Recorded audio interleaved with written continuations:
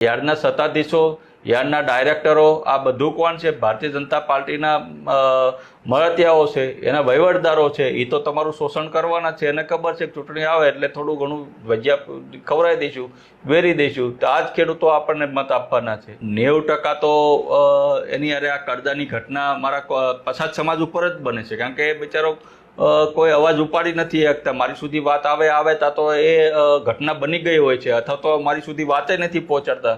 કે જો મુખ્યમંત્રી આજે ખેડૂત હોત તો ખેડૂતની વેદના સમજી શકે.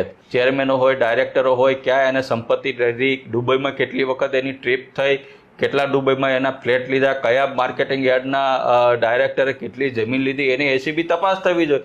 વર્ષે તમે સાચું નહીં માનો, વર્ષે ઓછામાં ઓછું 70 થી 80 કરોડ રૂપિયાનો આ ખેડૂતોનો કરદો થાય છે. આમાં બધાની ભાગ બટાઈ થાય છે. આ લડાઈ જે છે એ નથી આમ આદમી પાર્ટીની, નથી ઉમેશ મકવાણાની.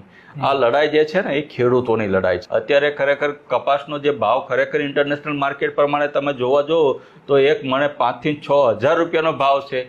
તો બોટાદના ખેડૂતોને, ગુજરાતના ખેડૂતોને કેમ 1,500 રૂપિયા 1,300 રૂપિયા જ મળે છે? આ તે 15 વર્ષ પછી. એટલે બોટાદ માર્કેટિંગ યાર્ડના અમારા ખેડૂતો તાકાતવાળા છે એટલે અવાજ ઉઠાવે છે, એટલે મીડિયામાં આવે છે. બાકી ગુજરાતના મોટાભાગના માર્કેટિંગ યાર્ડોમાં ખેડૂતોનું શોષણ થાય